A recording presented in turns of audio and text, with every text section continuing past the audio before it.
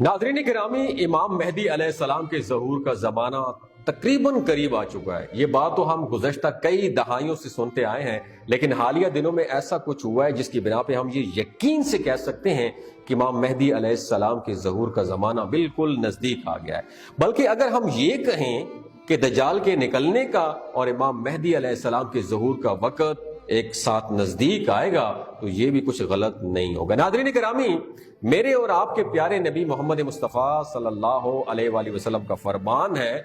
कि जब दज्जाल का खरूज होगा तो तब इंतजार करना जब खुरासान से